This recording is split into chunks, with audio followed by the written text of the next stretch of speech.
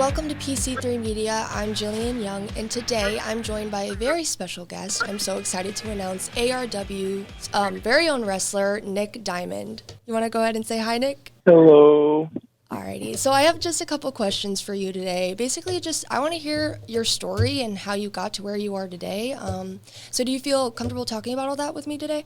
Yeah, I feel comfortable talking about all that. Okay, perfect. So let's just get right into it. What inspired you to pursue a career in professional wrestling, to even begin with?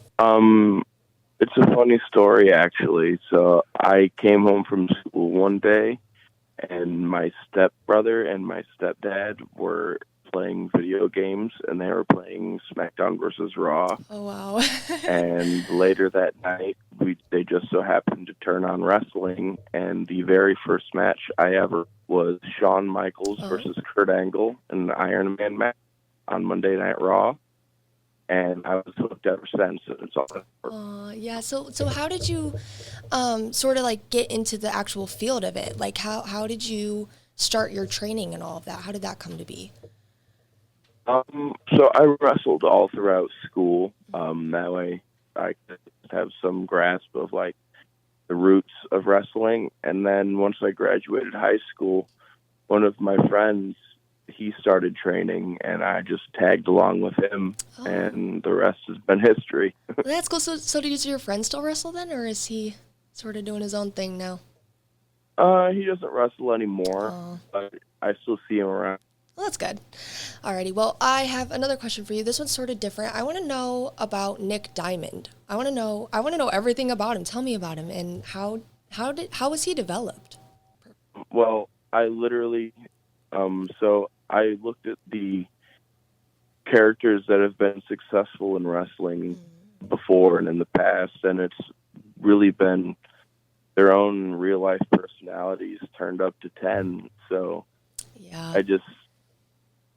I followed the blueprint, and I just turned my own personality up to 10, and everything's caught on. That's the way to do it. Yeah. So what was your most memorable match and why? For me, I think my most memorable match personally was when I had my first match for TV. TNA was in Chicago, and I grew up watching TNA, so I had a match on TNA That's against insane. two guys I grew up watching, and I think that's the most memorable one for me. Well, I can see why. That's incredible. No, yeah, that's incredible. But I have to ask, and I don't want to make things awkward at all, but, you do get to work with a lot of different people, and one of the people I see you working with a lot, I just need to know is like Donovan. Is he really that terrible, like, of a person? I don't know. I'm not trying to talk bad about him, but I just need to know what it's like working with all these people. They're all definitely their own unique characters, and Donovan is one of them. I personally, as much as we can butt heads from time to time, I kind of like the kid because really? I'm the same way. Oh, okay. Yes, I mean, I'll never admit that to him though. Really? Well, let's just hope he doesn't hear this little interview right here then. Alrighty. Can you share a funny or unexpected moment that's happened during one of your matches? So the match was about to start, right? This was sometime last year. I was super on point, and I figured this match was going to go great.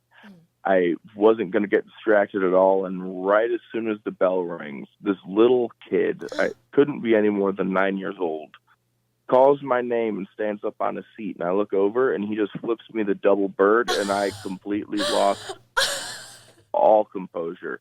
Oh, I'm my like, gosh. What is even going on? And his grandma's just standing there clapping right next to him. Like the grandma was clapping as he's giving. That's hilarious. Oh my gosh, that's so funny. So do you get a lot of like kid fans and like kids that get super excited to come and watch the shows then? Yeah. It's like obviously wrestling is for the whole family, but Yeah. kids really enjoy it the Enjoy it. most, Yeah. and they get a lot of enjoyment out of it. Yeah, there's a lot of kid fans, and a lot of them, they really get into it at the Just really shows, get and into it's it, funny to see. Yeah, that sounds like so much fun, honestly. I don't know what I would do in that situation.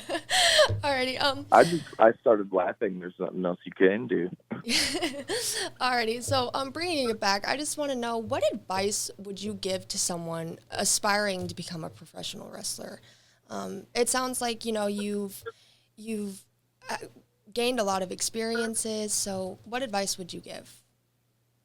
Hit the gym. The gym.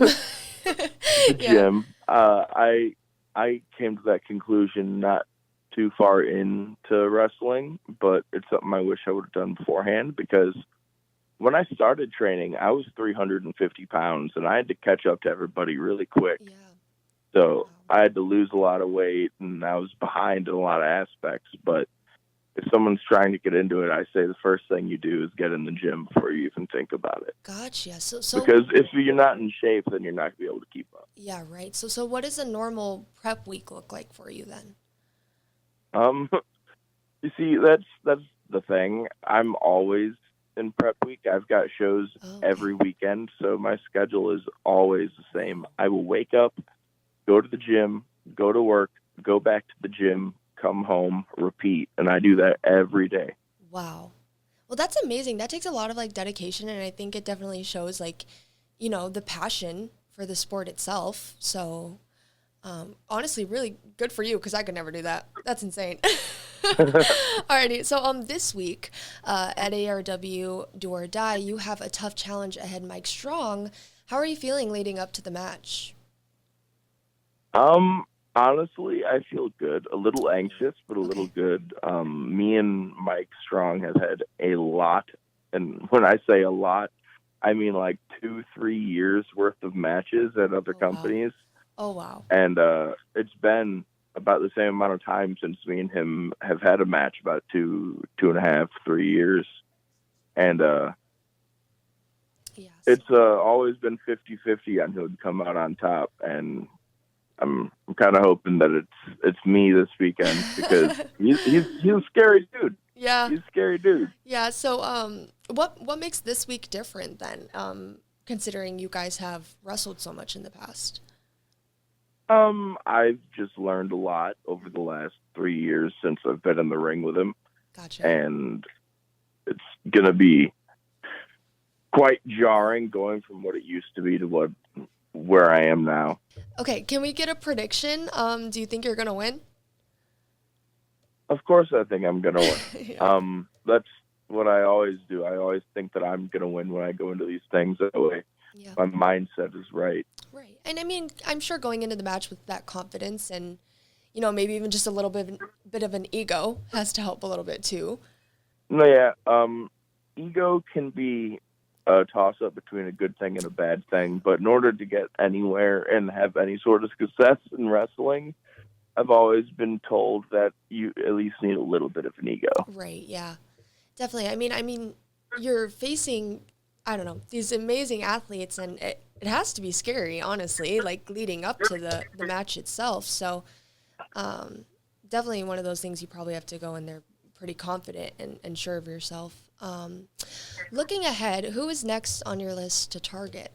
There's one big, bald man that's been sitting on my list to get his butt whooped for about 3 years now. Oh, wow. And his name's Nick Cutler. Oh, well, you heard it here first. You heard it here first. So are we calling him out here then? Yeah, I'll call him out of here. I'll call him out of here. You heard it right here, guys. You heard it right here. Well, thank you so much for doing this interview with me today. I had a great time talking to you and learning so much about Nick Diamond and your whole career. Not a problem. I had a good time, too. Good. We wish you the best of luck here at PC3, and thank you so much again. Not a problem. Thank you for the good wishes. You're welcome. Alrighty. You take care. You too.